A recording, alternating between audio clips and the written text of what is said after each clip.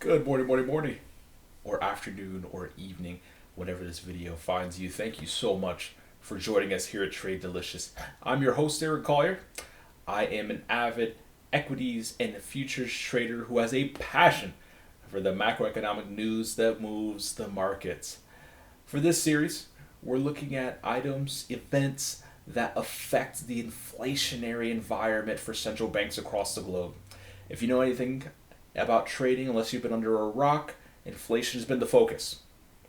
And we want to bring you details about the events that affect federal banks and their view on inflation and will affect their decisions on how they will change rates.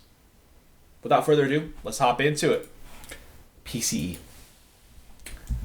So the Personal Consumption Expenditures Price Index is a measure of the average prices that people living in the US or those buying on their behalf pay for goods and services. In the US, this data is published from the Bureau of Economic Analysis, the BEA. It is published by different bodies, of course, in every country, but here in the States, keep in mind that PCE is a part of a larger set of data. It's referred to as the Personal Income and Outlays Report. This isn't going to be incredibly important for our video today, but I want you to keep in mind that we're trying to isolate PCE as one data point because not everywhere in the world is it reported in this threefold manner. Jumping into some of the more incredible details about the PCE and exploring some of the differences between PCE and CPI, take a look at the basket of goods and services that PCE focuses on. As you can see, CPI weighs the basket a little bit differently, so keep that in mind. We're going to expand on that a little later. But the same group of products and services are considered for every country across the globe for the most part. Food and beverages, housing, transportation, medical care, recreation, all things that the average citizen are going to pay money to obtain, to have, to participate in. These things are tracked within PCE, and as these prices go up and down, this data is reported on a monthly basis to give us an idea of where these prices are. If they're aggressively going up, chances are wages aren't aggressively going up, so central banks take action. We'll talk on that a little bit later. Let's try to give you an example. Something near and dear to my heart is the Hershey Company. If you know anything about the Hershey Company, the stock's been doing quite well. But let's take a look at it from the perspective of the economic classroom. They make things like Reese's peanut butter cups, God's gift to the earth, Hershey chocolate bars, Hershey kisses, that kind of thing. Let's just take a look at candy, chocolate bars, as a piece of the economic puzzle to give you guys an example of why PCE is so important. In the economic classroom, everything, even candy bars like Reese's peanut butter cups, are affected by the demand and supply of that particular product. A particular quantity will give you a particular price, Q1 and P1. That demand goes up, that demand goes down. You get Q2, P2. The same is true of supply, where a particular price 1 will give you a particular quantity, quantity 1, and price 2 will give you quantity 2. Now, the equilibrium of supply and demand is going to give you the true price, the price that the product should be purchased at on the market. If that supply changes, for example, the supply falls, the price goes up because there's less of it. If demand goes up or down, you'll see price go up and down as demand and quantity, supply are all affected. Why does any of that matter? Well, what happens when we step out of the classroom and we start to see prices change without significant changes within supply and demand? Well, a portion of that puzzle, one of the potential reasons why prices could be going up or down, in this case up, would be inflation. What happens when some outside force, like a conflict between Russia and Ukraine, causes products, goods, and services to go up in price? Specifically in this case, oil and some of the ingredients that make up the chocolate that we're talking about in this example. Well, things like gas go up. I don't care who you are, if you have a car, you're going to care a little bit more about your gas budget than you are your chocolate budget. See, we're starting to get somewhere now, because as these gas prices start to go up, the price of everything goes up because transportation is more expensive, goods and services are more expensive. So what's going to happen? PCE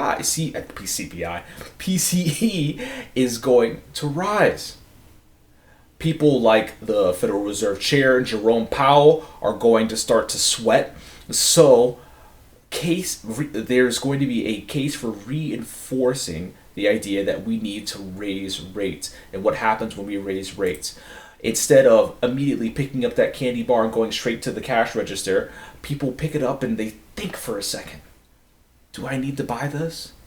People start to prioritize. So instead of picking this bar up and going straight to the cash register, people will start putting them down because they're prioritizing different things that have become more expensive. If this chocolate bar has doubled in price, and oil has doubled in price, gas has doubled in price, then what do you think people are going to pick first?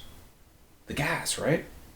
They're going to be spending less and less money. They'll be pinching more and more pennies, which is going to cause changes within the market. How does this affect businesses? Well, if a business is experiencing less revenue, they have less money to potentially pay employees. All of us here are traders and investors, so we know that short-term companies want to satisfy their shareholders. If they're having less revenue, what's a good way to make more money? Cut your labor force. It's not the most morally right thing, sure, but it looks great on the financial statements. So you see companies like Amazon and Google, Meta, Twitter, Lyft start to cut jobs and cut jobs aggressively. What is this going to do for the consumer? They're going to have even less money to spend on things like Hershey's bars. So the price of these items are going to begin to fall or stabilize. We're going to start to see things dramatically fall, and we're going to start to see Jerome Powell be a little bit happier about the work that he's been doing in the Federal Reserve chair. Now, I know what you might be thinking. We had a very similar example the last time we talked about one of these news events in CPI. Why would we use PCE when CPI reports very similar things in a very similar way? Well, there are some significant differences to keep in mind between the two products. As we discussed before, CPI is weighed a little bit differently. It's organized in what's most important, according to these economists, at that time when the basket is created. This basket is created every 2 years. Keep that in mind. Also, the basket pulls from 80,000 data points, 80,000 goods and services in order to create their basket, in order to create their figure. PCE, on the other hand, is much more flexible. As you can see, it's much more balanced, so it smooths out the data, and it pulls from all the data points included in GDP. Any good or service that's significantly a portion of GDP is reported within the PCE. This is incredibly important because instead of being isolated like CPI, PCE has a much better idea of what's going on across the whole of a given country. Not to mention, CPI looks at everything within these 2-year periods. PCE looks at everything in a monthly period. So it's going to be much more current than something like CPI. These are the reasons why PCE is often referred to as the favorite of the inflationary data events for so many central banks across the globe. If Reese's Peanut Butter Cups becomes a significantly important portion of GDP tomorrow, CPI will not recognize that for up to 2 years from now. It could be 2025 before Reese's peanut butter cups are even considered in CPI, which to me is heartbreaking. But in PCE, PCE will consider that beginning in next month. So we can go from May to June, and PCE can change as things ebb and flow. CPI won't really experience the changes for a significant period. So keep that in mind as we're talking about these data points, as we're talking about these events. There are several similar events like CPI, PCE, PPI that are all used for different things, but there are some events that are more important than others, and these change.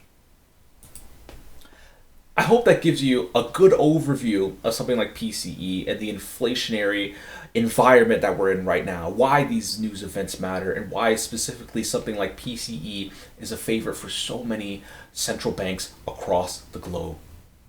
If you have any questions, any ideas to share, please throw that in the comments below. If you like the content we're doing, please like and subscribe. We're incredibly excited to bring you more, and we will continue this series to make sure we have a complete understanding as traders and investors of what the environment looks like at a macroeconomic level. Thank you so much for your time. It's been a pleasure to share this with you guys. I hope you have an excellent rest of your day. Trade well and trade delicious. I'll see you.